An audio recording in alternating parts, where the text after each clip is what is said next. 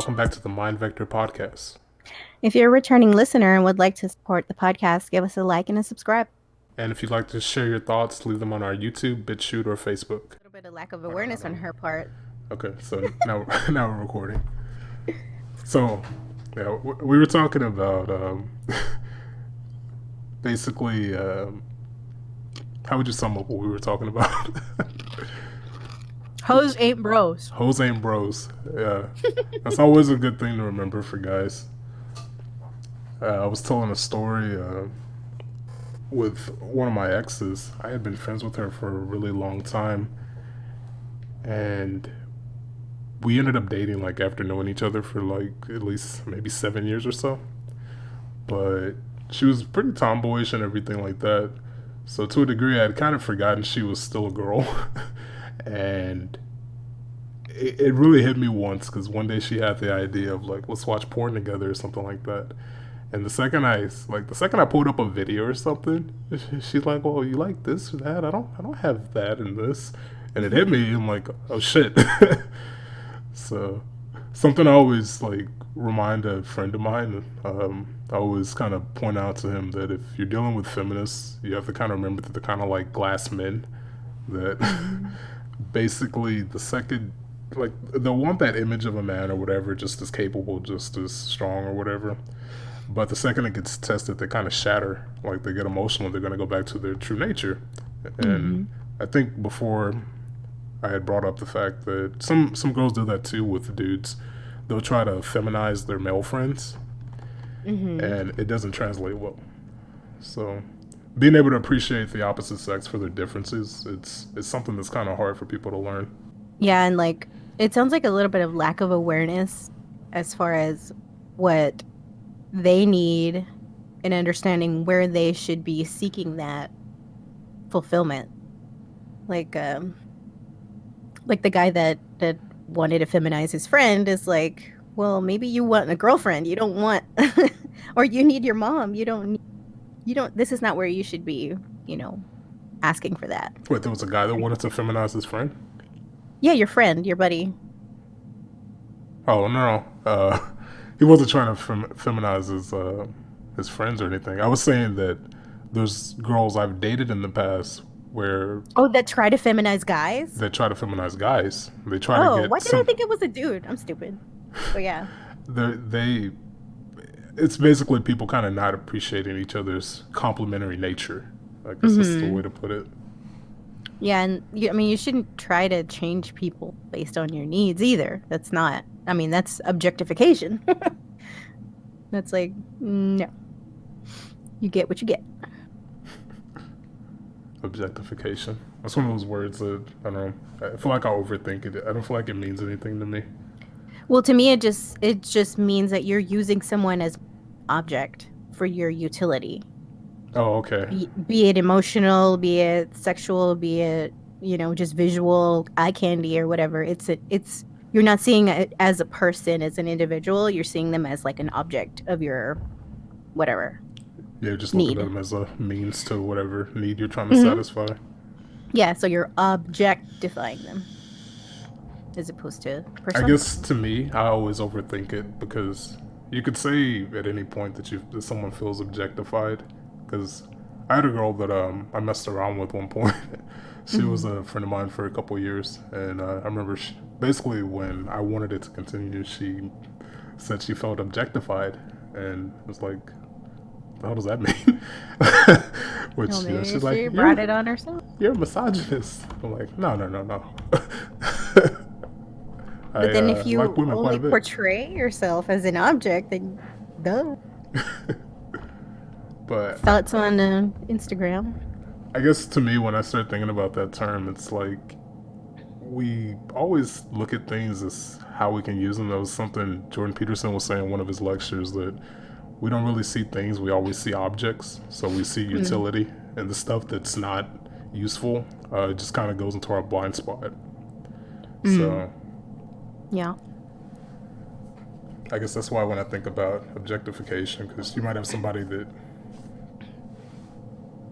if you're interested in them in one way or another, you could say that they're being objectified because you want to be with them. So you're still pursuing them as a way to satisfy your need for companionship, your need for sexual release, or your need for financial security, or your need for or your desire for children, or something like that. You know. Yeah, that initial attraction's gonna have some of that. But I mean, it still depends on the other person to meet you halfway. So it's not like entirely one-sided. So I mean, at that point, it becomes more of like a complimentary thing if the other person does reciprocate. Then it's not really objectification, because to me, objectification is just only one person benefits and actually the other person is hurt by it. So it just depends on how far it goes and how the other person, I guess, perceives it. Or I mean, if you're both objectifying each other, then it's kind of neutralizes it. Okay, that's what I was wondering. So what happens if you objectify each other? Yeah, let me objectify you. So, because a while back there was this, I don't know, you hear so many crazy things come out of feminism, but they wanted to basically have this turned into a law that if you have sex with a girl and there's alcohol in your system, or no, in her system, that it can be considered rape. So the next thing was, well, what if you've both been drinking and you have sex? And basically, some people were actually arguing that, well, no one could consent because they weren't fully sober. So it's like, what, are you going to say that they raped each other? There you go. So it kind of nullifies it. But that's, I think we spoke about that, about how language has a way of influencing thought and being able to be more mindful of the language you use and stuff. And that's something I see nowadays that I think is kind of dangerous, that people redefining words. Well, that and the fact that at least the people that are speaking out against it are kind of doing the same thing as a way to be combative. So I think that's a little dangerous. Like, you sent me this article the other day. Brett Bart was upset about the Super Bowl, saying that it was objectifying women. And I'm like, I look at the thumbnail and I see like all these dudes are holding up this woman, and I'm like, wait, so how is it only the woman is being sexualized? Because everyone here is like kind of supposed to be dressed not dressed in a way, showing enough skin in a way that's supposed to be sexy. So that's why I seem kind of all skimpy. Yeah. But I think that's kind of like, at least the people on the right are kind of falling into this trap of trying to use the other side's rhetoric against them. And it kind of comes like mutually meaningless, if that makes sense. So, Nietzsche had that quote about if you fight the monster, be careful not to fight the monster.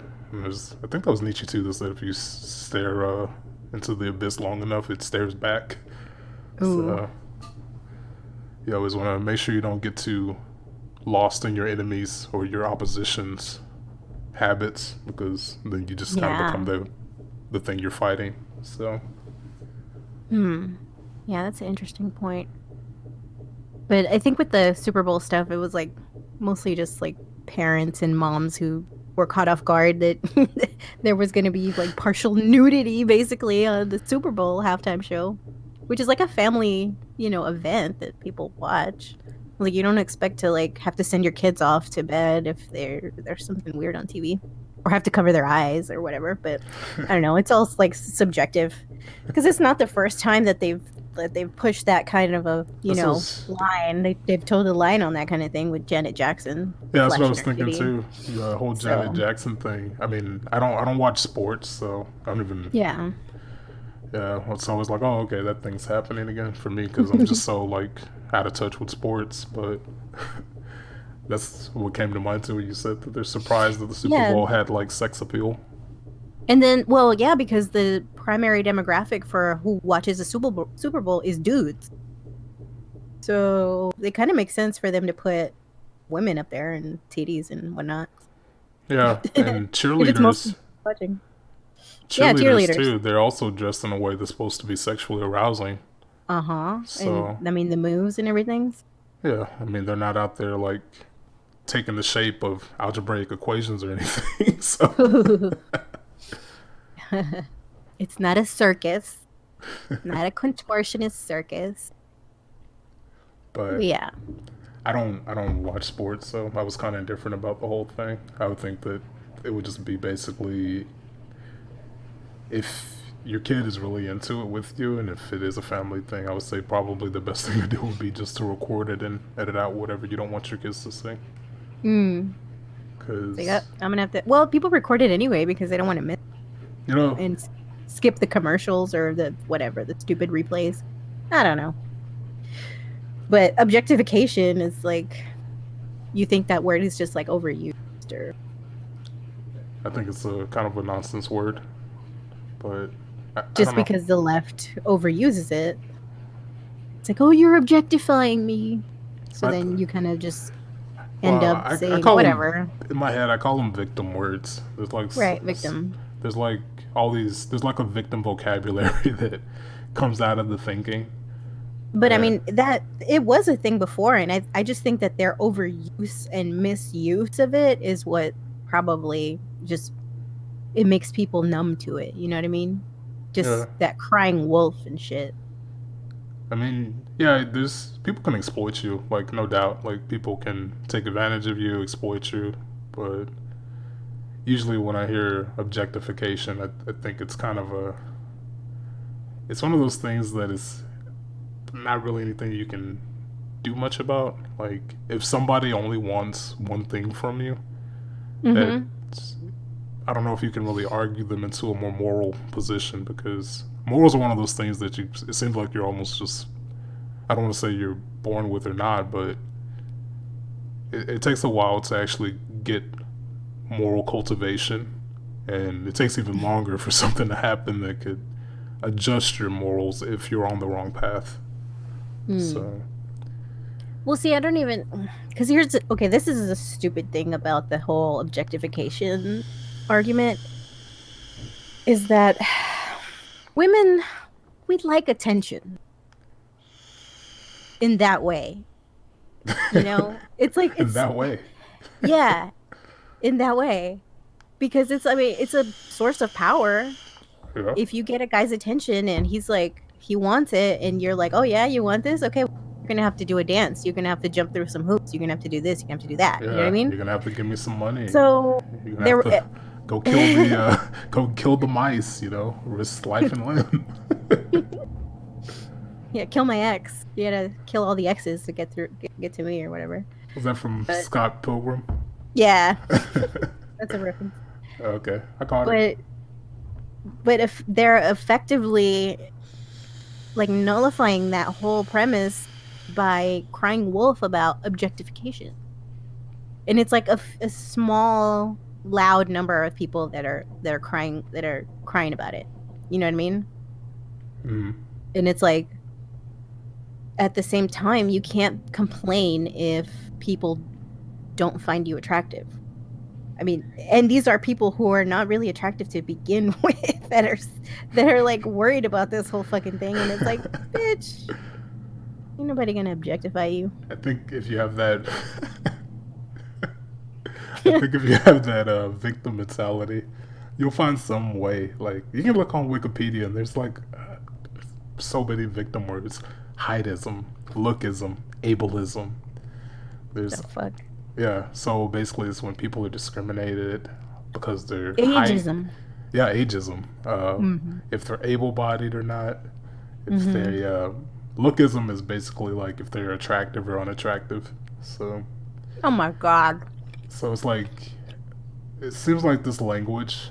I don't want to get conspiratorial because I don't think there's really any one person or entity you can point to. I guess other than just weaknesses in our own human nature, Mm-hmm. but this type of thinking, the way it uses language, it just cultivates this way of thinking that gets people reinforced into the victim stereotypes.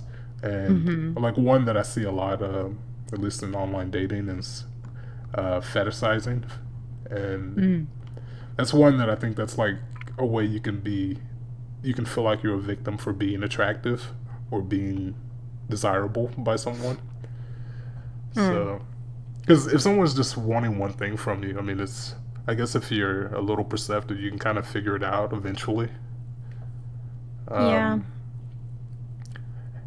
and there's different things that I've seen people complain about when it comes to that. Like, um, if somebody wants to date a large woman because she's large, then they'll say, don't fetishize me because I'm overweight or yada yada. And it's like, well, so what? What what should they fetishize you over? It's like, is it okay if they fetishize you over your sense of humor? It's like, well, no, don't expect me to make you laugh all the time. Oh So it's God. like, what is that way of thinking? Stop, Mm. So I think it's just kind of, I think the language itself is just a sign of some sort of pathology, basically, I was gonna say, yeah, or it sounds like wrong view. trauma. It sounds like trauma. They're just sensitive about it. But no, like objectification is like degrading you to the point of this reducing you to one element of your aspect of yourself. And I guess with online dating, that can be kind of easy to go based on looks or whatever. And in person, I guess. But if you're just reducing someone to just the one thing about them that you like or that you're attracted to, I mean, I can see that being kind of fetishizing that thing. But then you'd have to look at all the other people that this person dated or will date. If it's a repeat thing, then yeah, that's fetishizing. But I mean, who would know that unless you're like stalking the guy? Well, Don't fetishize. I mean, do you really want to, I don't know, set the precedent that it's not okay for people to have preferences? Like, let's say you like, I don't know, let's say you like Brazilian girls or something like that. Hmm. You still like everything about them, but that's just your preference. Let's say you just happen to prefer Brazilian girls or Asian girls or Mexicans or black or, whatever group. So you think that fetishizing is like being I don't think it exists. That's it, but like they're using it to like replace the word like objectification.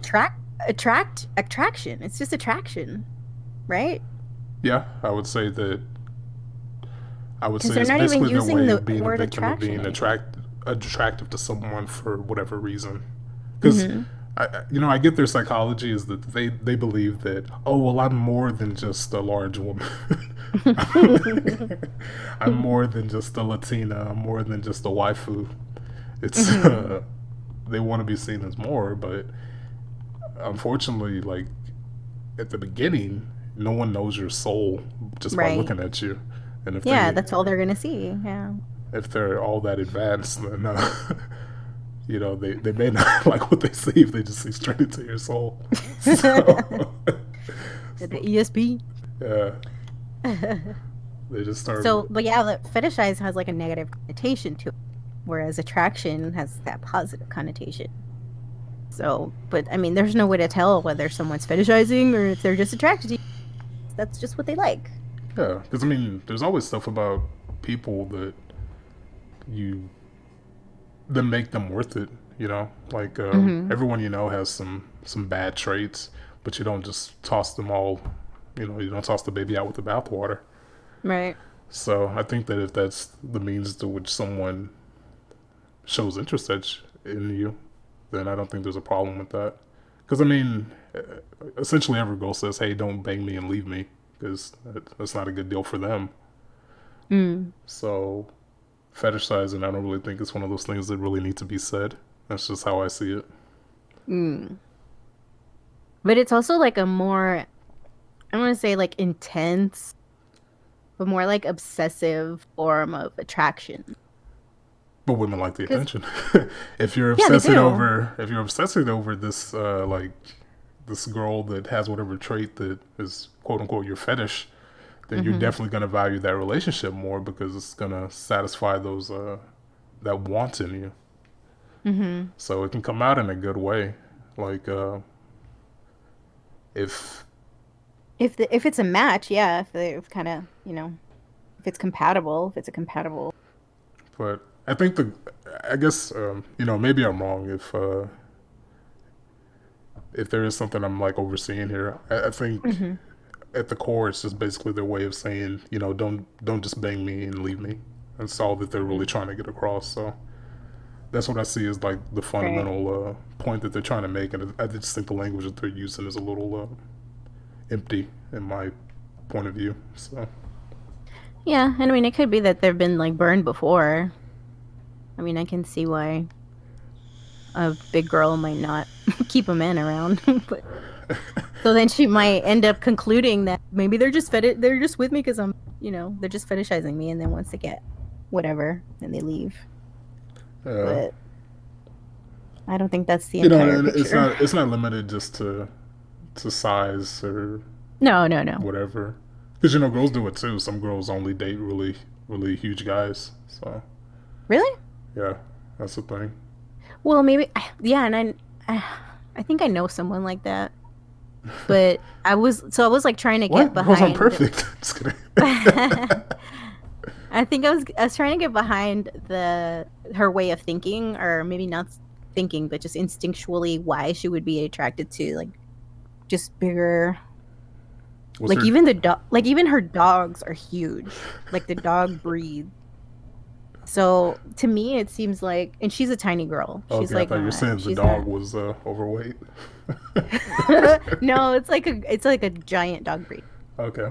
Um, but she's like maybe 4'9". Like, I mean, she's tiny. She's real short. And then her husband is like, I want to say he's like 6 foot something, 6'2". He's tall. So I don't know. To me, it just seems like a trauma kind of thing where she just wants to feel protected, and it kind of Well, that's it's kind of in the face of that, you know. If it's you a. got a really big guy behind you, then it's like I you're would, bound to hurt. with that one, I think that would be kind of like double layered because women do like to feel safe around their guy, and if at the core level, if it's a bigger thing that you have its attention and it wants to make you happy, then that's going to be attractive to the woman. So Hmm. I don't think that if she just happens to like taller guys or something like that, that's a sign of trauma. Now, if like there's another fetish that people have where it's called feeders and eaters. So like Oh, yeah, yeah. guys and girls get in this cycle where they just fatten each other up, and that's their whole thing. Which that one's that's detrimental because somebody Health. Somebody could choke. someone could choke, someone could stroke. So what eventually the back arm on that one's gonna be pretty evident. So, but that can come from that place too. And when I hear about stuff like that, I always wonder what the parents were like, because Mm. parents are always the first relationship model. Yeah, maybe the parents like, Were because there really is a overweight. certain no, like the whole feeding dynamic, right? Because kids want to please parents, and parents feel good when they are able to provide for their kids.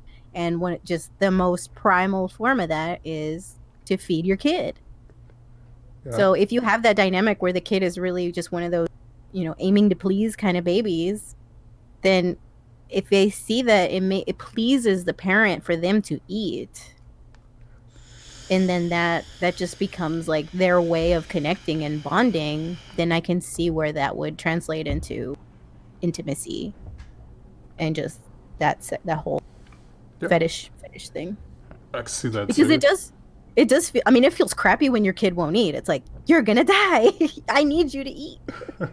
So it makes me happy when they're eating, or like if I'm cooking something and they really like it. So, but I'm not like gonna shove it down their throats or anything. It's like, okay, if you're not hungry, just eat it later. Yeah. But so I can see where that would kind of stem from parenthood, nurture. Yeah, I can see something for that too. That makes sense if they actually like to feel like they're actually immediately being useful. So Hmm. The one I don't get is the one where they actually like to dress up and wear diapers and be like babies and like shit their diaper and like the whole 9 yards. And then someone's actually into it and they like to take care of them as babies. I always wonder how do they find each other. Like, what are the odds of these two like matching up? Like, Right. you ever see that on the news where it'll be like a couple that did something just heinous to their baby, like they, I don't know, like they left it out on the fire escape and then it froze and a Oh bird my flew god. into it and it shattered something just horrible. So Yeah. it's like, how do these psychopaths or pervs find each other? No, that's another thing too. Like, I guess the whole shaming rhetoric. I was gonna say, I'm not kink shaming. Whatever you're into, I really don't care. Just don't Right. ask me for it. But like, I always wonder how do these people like find each other. So I'm sure there's websites and all kinds of code words code words. and code amulets and pins and shit that they bumper stickers. I don't know. Yeah, They got maybe. to put it out somehow, you know. They want to broadcast it. Because yeah, like if they're that intuitive to know that this person's gonna have the same fetish as this one, Mm-hmm. then Mm-hmm. that's Well, there's pretty tells, impressive. you know. I mean, maybe they have like a, I don't know, like a pacifier hanging around their neck or something. They just walk around wearing pacifier. It could be. I mean, you see a lot of weird jewelry in places. They'll have Yeah. like little metallic trinkets and stuff that are shaped like other things. So yeah, that could Or be even it. like, I mean, there could be advertising too. If I don't know, the dominatrix and stuff, they have their way of advertising or They word of mouth, probably. I don't know. they wear a lot of leather. Well, with that, I'm talking about. Well, I guess I'm talking about the more Obscure uncommon. ones. Yeah, Yeah. when it comes to stuff like that, like the BDSM stuff is that's kind of common, and I can kind of see like why people would like that. I think it Hmm. probably kind of pops them out of their bubble for a bit. So Yeah. like this video we were watching earlier, this Japanese lady said that she used to be a dominatrix, and these dudes who were super stressed out would just come to her so that she could do whatever to them. So Mm. Yeah. Well, like beating and um, even massages, like if they're really intense and deep tissue massage, and like to the point that it hurts, it will release endorphins.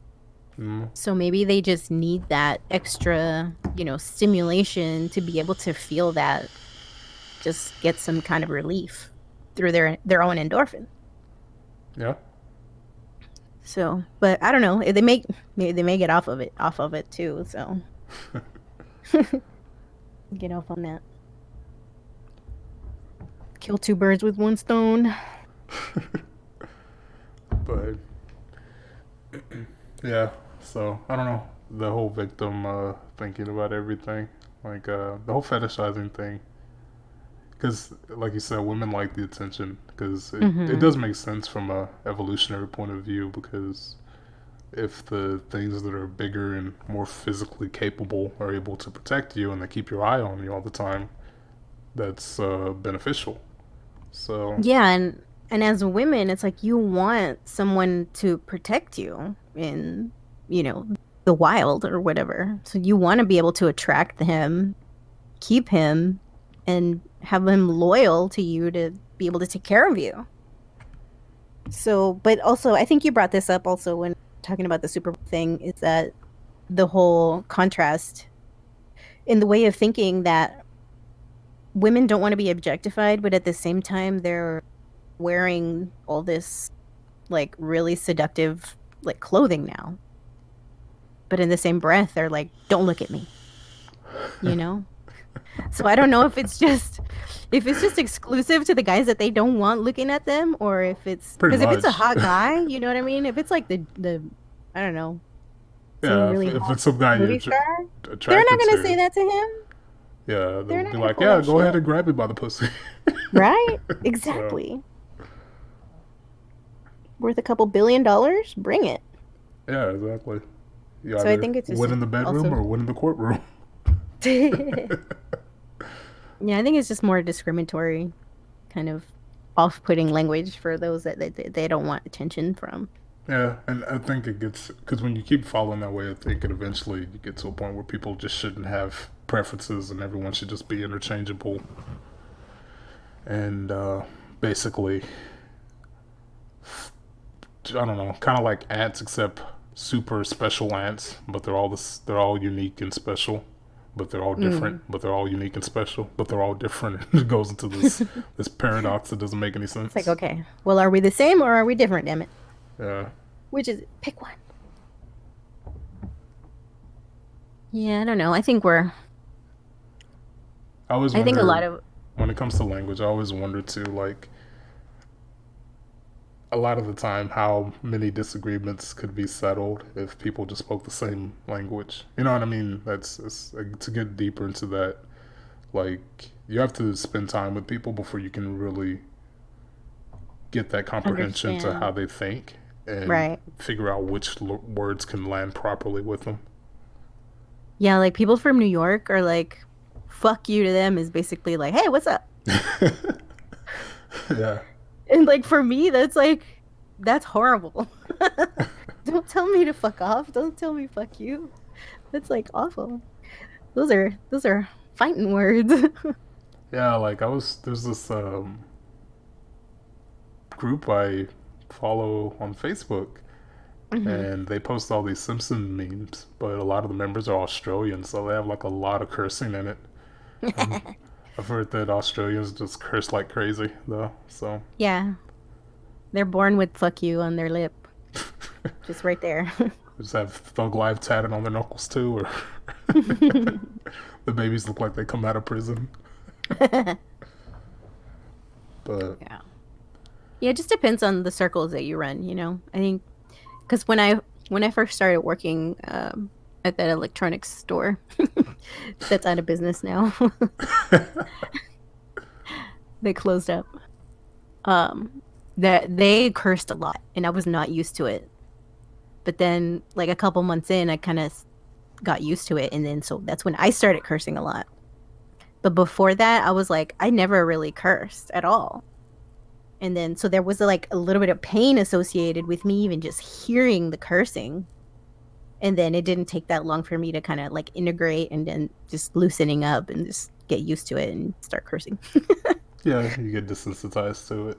Like Yeah. I was watching a video the other night of this monk speaking to someone, and in Buddhism, like they focus a lot more on your intentions instead of your, I guess, your form. Mm. So when monks curse, sometimes it's surprising to people from the West, Mm-hmm. but it's just like it's just sound, you know. It's all this other Mm-hmm. stuff that your mind brings to the table that makes it off-putting. But at its Mm-hmm. core, it's sound, and what you want to get out of it is the wisdom and the truth, not Mm-hmm. necessarily make sure it's in some state that really isn't all that important, or in some rapping that's all that important. So, because you know, I know that's something that me and my grandmother used to always disagree about. Because as I got older, I became more profane. Mm-hmm. So when I would use profanity and stuff like that, it would be like to her, and to me, it was just confusing. Because I mean, she would do stuff that was just kind of pretty messed up, but just phrase it really nicely, Oh wow. and Yeah. it was just kind of like a miss thing for me, like a miscommunication between the both of us. So learning to speak Yeah. people's languages, it's useful, but at the same time, don't let the language deteriorate how you think about things. So Yeah. And that I think that's what the whole apprehension is. People who don't generally curse and then they start hearing it and they think that that's gonna, rot their mind, or if they start cursing that that's gonna, change them in some way. But I don't know. It's just kind of like I don't know, like seasoning on the whatever dish. it's so still it's still a dish. It's still, good yeah, for you. You're talking, you're expressing yourself, and then just depends on what the message is. Or I don't know. could be a little bit of salt for this A for little too the salty. A little yeah. too much salt. Too much pepper. You ever heard of the rice experiment? The No. 3 jars. I Uh-uh. always wanted to try it, but I never got around to it. People like it in kind of like the new agey circles and stuff, and like spiritual circles, because I mean it's interesting if it's true and there's nothing else to it. But people have said, I don't know, I've heard that it's been replicated by a lot of people. So Hmm. basically, you get 3 jars of rice, and you write something on each one of them. I think you write "I love you" on one jar of rice, and you write "okay" or well, not okay. You write something that's kind of different. Like you can write "hello," and Hmm. then the other one you write "I hate you" on the third jar of rice. Hmm. And every day you walk up and you say those things to the jar of rice. And supposedly the rice that you say "I hate you" to is the one that Hmm. ends up getting that basically goes bad faster. So Oh. that's I think I've seen things with plants. Like plants, I mean, you don't think of them as like an emotional whatever, but they still pick up on like vibrations. So it's like if you treat a plant nicely, it will grow like faster. So I'm curious as to if you do like the opposite, another plant in a different part of your house or something, if it would like die or some shit. I mean Like the way you treat things and your vibration and your the energy you're giving it. yeah, the energy. Yeah, Yep, yep, yep, yep. it's a good question because there's all these things I guess my rational mind tries to inject into it, but if they're actually doing that in a way where that's what's Hmm. happening, it's interesting because it makes you really wonder about like the power of intentions and vibes and all that. Hmm. So because some people make the argument that maybe they didn't seal the jar properly on this one, but if everybody's doing that and it's happening repeatedly, then it's kind of surprising. I have to look more into it and see if there's Yeah, cases of that's interesting. where that doesn't happen. It's stuff like that that kind of keeps me from being like full blown atheist. I'm like, oh well, I don't know. Hmm. It's more to the world than we can sense, maybe.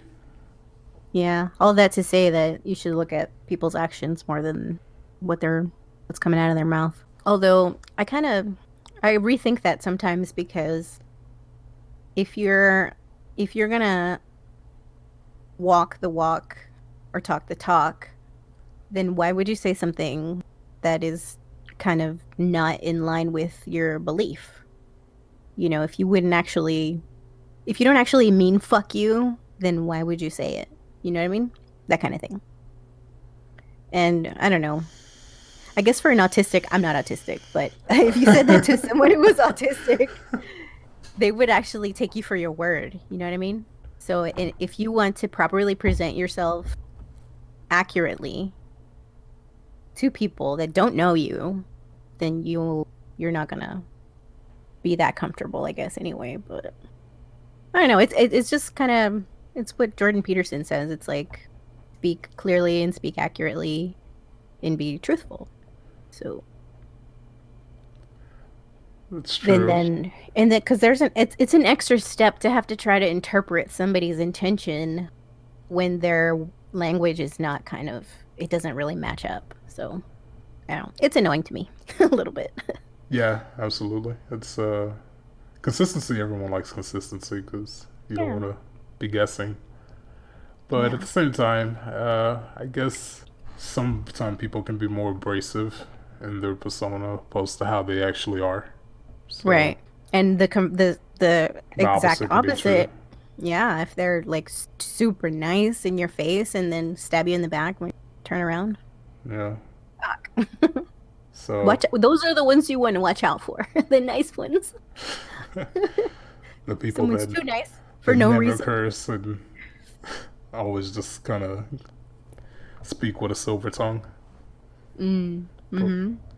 yeah, I mean, and plus too another thing too is just sometimes it's humor. If you know, Mm-hmm. if it's a non-threatening situation, you don't always have to Yeah. be serious all the time. But again, part of humor too is that it shows some degree of understanding what the other person is thinking. So Mm-hmm. if they know that that's not really you, or that you're being a little ironic or something like that, then they may get it, or they may think that you're being serious. So Yeah. it's one of those things. It just comes down to kind of figuring out people as you go on, or as you Yeah. grow the relationship with them. It's funny because growing up, when I first started cursing, like as a teenager in my mom's house, she would get mad and she would like Curse back. almost slap us. No, she wouldn't curse back. She would just get mad at us cursing and not want us to curse in English, but in Spanish, she was like cursing all day. It's like, well, you curse all the time in Spanish, but to her, in her mind, it was just like the way she talked. And so, but for some reason, hearing it in English was like so bad to her. So I don't People are people are a mess.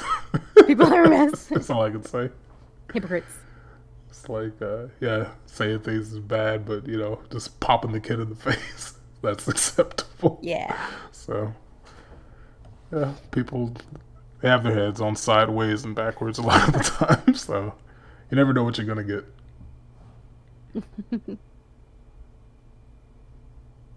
Yeah, I think I got slapped once as a kid because I said lie. Oh Like, my when I was god. young, it was just over the top. Like, when I was a little kid, I got popped or reprimanded for saying but, like butt. If I said but, if I said shut up, or if I said lie, those were all considered bad words. So, Mm. Was this your mom or just your grandma? uh, well, a little bit of both. Got, A little bit both. but now my grandmother would But I find mean, other your reasons. grandma raised your mom, so it trickles down. Pretty much, it's trickle down abuse. Yeah, that's what it is. But trickle down trauma. Yes. But Mhm. no, It's a no, thing. it was mostly with my mom though. My grandmother, she would just she would kind of hit me for other stuff, like if I didn't understand something she was trying to say. Pay attention. Like she Oh my god. she was pretty country, so like I remember one time I ended up straying too far from the house before she had to go to church. Mm. So I had made friends with the kids that were around the corner. Hmm. So I wasn't in line of sight from the front of the house. So she went in and she had told me not to be up and down the street. And usually when Hmm. she said that, she meant I was out of line of sight or around the corner from her. So this one Mm. time before she was going to church, I was only across the street. So she ends up calling me home and then just you know what a switch is?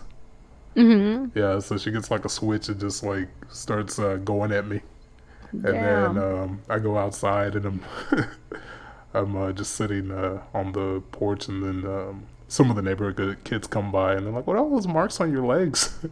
Oh my god. So basically,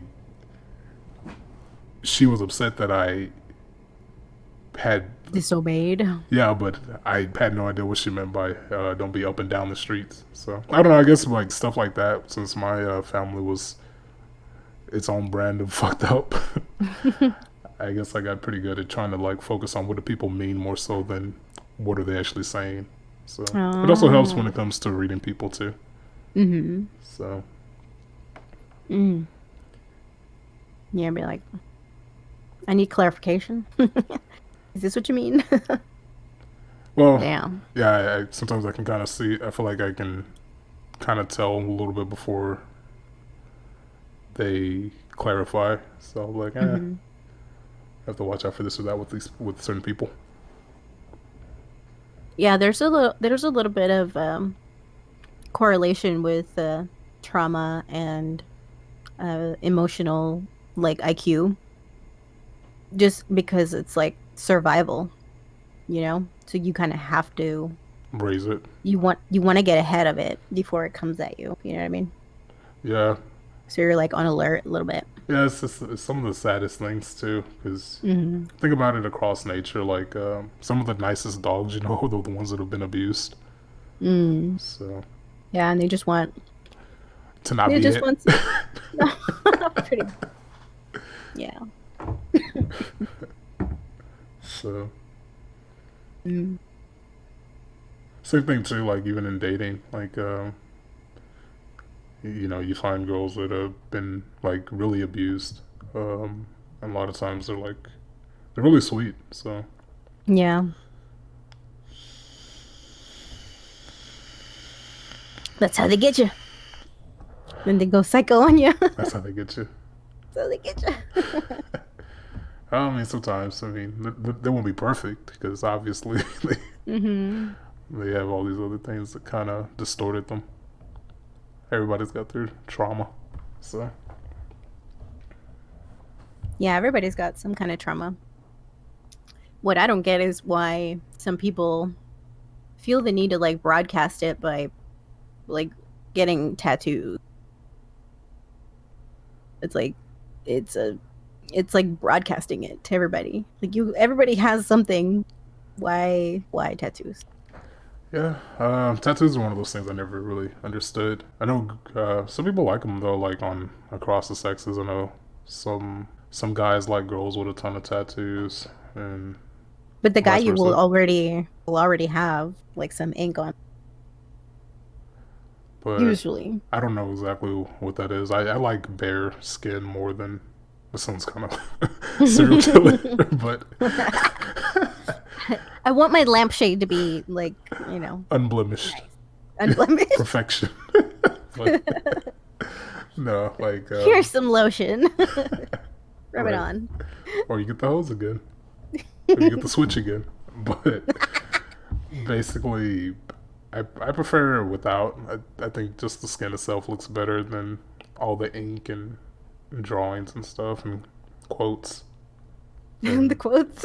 Yeah, people put quotes and names and And all the butterflies and music notes and yeah, stars. and Indian symbols. Mandalas. Yeah, Teardrops. and Japanese symbols. It's just stuff I never really understood why people like. Flame. Because Cheetah print. I guess to me it always felt like I don't know, like you're trying to add something there when because you're not able to kind of appreciate what is there. I don't know what it Ooh. is. I don't know what it is with me and why tattoos are something that I'm actually attracted to. I don't. Mm. And face tattoos, you know, those are just kind of like the uniform for person. So Good lord. Yeah, I would never. Even if I had. Because I used to want tattoos, but I was just like too picky to commit to like an artist or a design or just whatever. Because I change my mind so often. So anyway, even if I had a bunch of tattoos, I would never get them on my face. this, I had piercings. I did a lot of piercings because I was like, well, you can always just take it out, and it's like it's never there. yeah, it'll just heal. Had vape voice. It'll just heal up. So Yeah. So I did those, but I never could quite commit to like a tattoo. Not even like a tiny one. Like just like fuck it. If I'm gonna do it, it's gonna look good and it's gonna be badass and it's gonna be big and like I wanted to do like a big design on my back or something. what did you get close to putting on your back? It was like some kind of I don't know if you've ever seen like the white ink, like the white tattoos. So I wanted to do something white because all it does is it looks like a lighter, like almost like a scar, but Okay. it wasn't a scar. But I wanted to get like a big dragon because I'm like the year of the dragon or whatever. But so I've always liked the dragon or just like a big design, like I don't know, something. And Yeah. but I did because I didn't want like all these little patchy, just random fucking. I don't like that. I like a big, I guess like the murals, like they did in the like in Japan and stuff. But I Okay. just wanted like a simple outline kind of thing, like a white. You know, I've seen it online and it looks cool because it's real subtle. But if it's big, it like I don't know, it looks more impressive. But So for me, I'm kind of the opposite as far as bare skin. I think people look better with like something on like lingerie or like I don't know, something. It's just well, kind of more eye when I candy. say bare skin, like opposed to like ink As and opposed to having ink, yeah. yeah. Yeah. So I agree there. But yeah. as far as like porn and stuff, like I don't know, I like lingerie more than like a naked body. I don't know. Have you ever seen the masturbation trick that religious people use? They call it bubble porn. So what they will Bubble do, porn. yeah. So like, Uh-huh. let's say you have like some model or some girl. What she would do is she would be like in a either nude or in a bikini, but they will pop out like circles where her breasts are, where her vagina is, and her ass. So Uh-huh. the reason they do that is because it's a loophole in the dogma because they're not looking at porn. That's what Oh. they tell themselves anyway. And basically the idea is that your mind will just kind of fill in everything there. So Yeah. it's one of those weird workarounds. That's so funny. Kind of like it sounds kind of like teenagery, like Yeah, what the kids would do. yeah. I mean, you're young. That's what you always hear. God's watching, so don't do things like that. So, do you watch a lot of porn?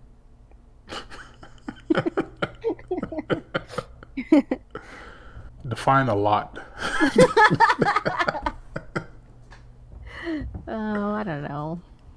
But I mean, it's like it's always up there, right? Like it's even when you don't want it up, What it's porn? like ads. Yeah, like Oh, pop-ups, and well, I guess it depends on what you're looking at, but yeah. I only I get mean, porn it's pop-ups when I go to porn sites. So I don't know what parts of the internet you're going to. but no, you know what I mean. Like you could just be browsing like Twitter or something, and then somebody's like soliciting, Oh, you mean like the? Well, they don't. like They're not. following, like just you get a follow, and it's like this cam girl or something trying to. Well, I wouldn't consider that porn. It's just it's just capitalism. But Because sex sells. yep. So Well, yeah, that's porn too. It's the whole industry. yeah, but no, I wouldn't consider that porn.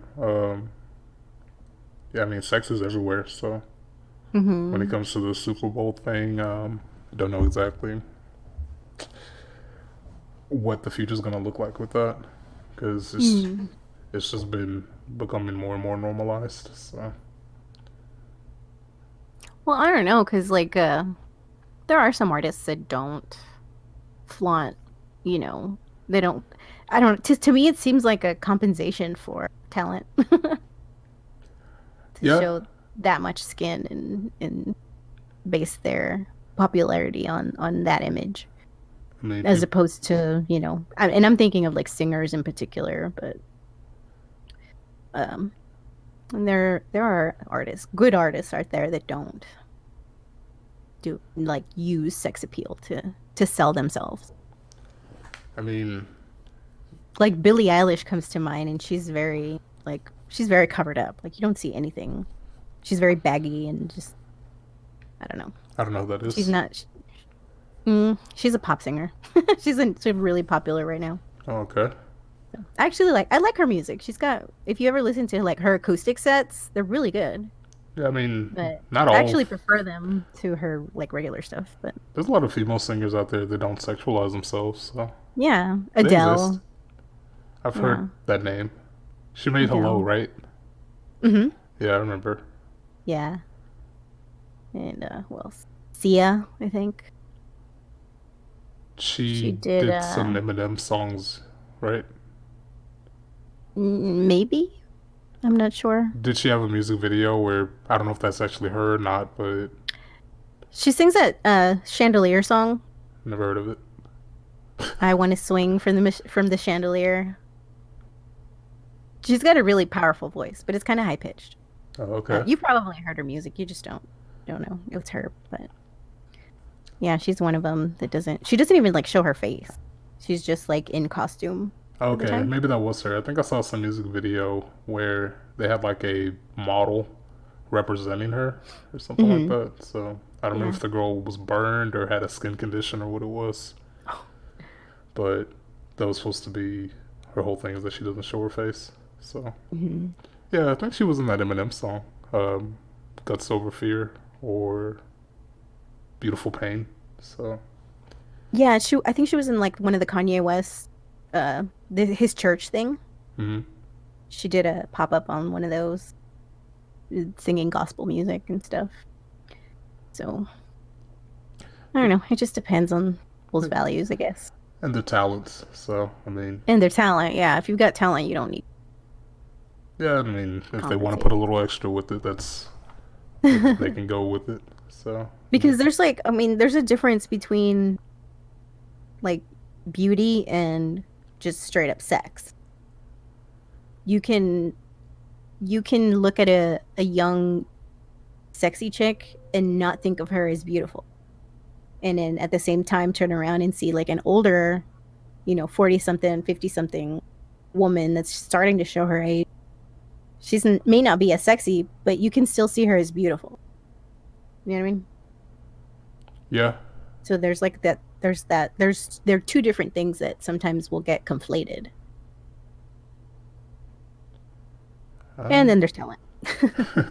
yeah. I mean, I guess whatever you're looking for, I guess beauty is in the eye of the beholder. So So in that sense, it's like porn is just providing like pure physical outlet, not so much like an inspiration of anything else, which is what to me beauty is. It does more. oh, okay.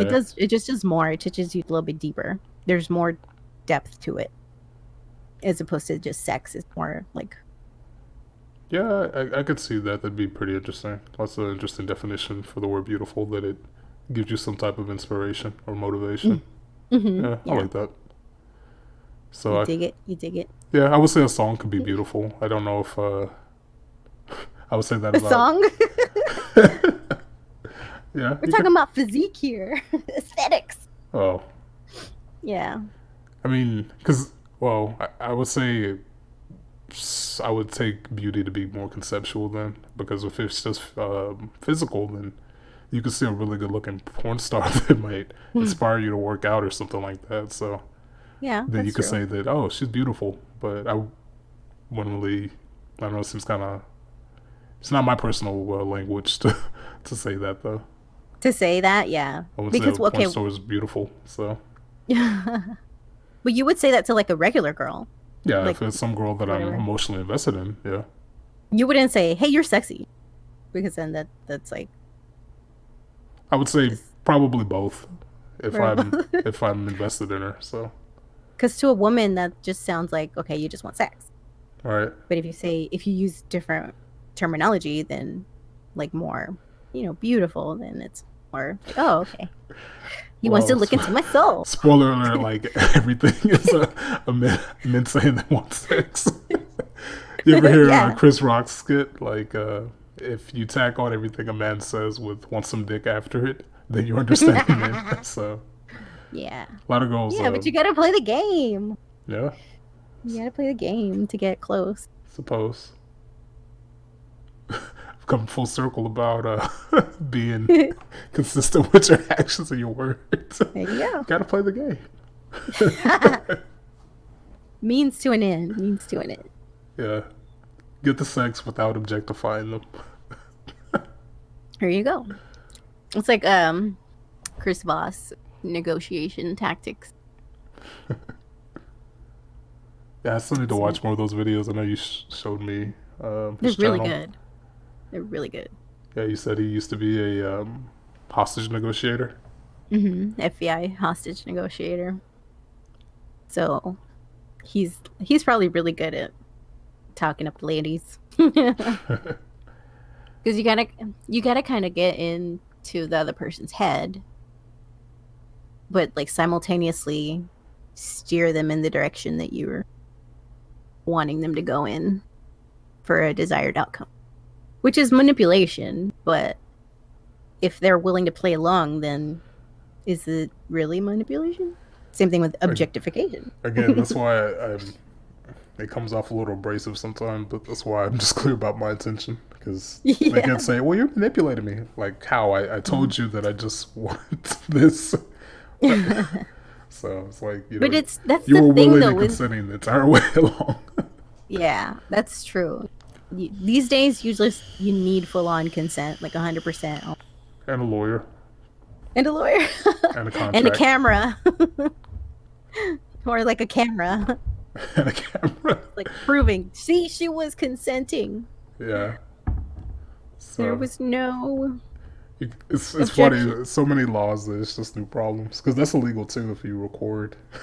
They don't know because there's like revenge porn laws coming up. So Well, if you're not like uploading it anywhere and you're just keeping it as a, you know, doesn't matter. I mean, if someone hacks into your phone and spreads it, mm, she's gonna blame you regardless. So mm, crazy times, crazy times. yeah, more laws, more problems. Yeah. But I was gonna say, like, that's the fun in dating is like playing Avoiding that. prison.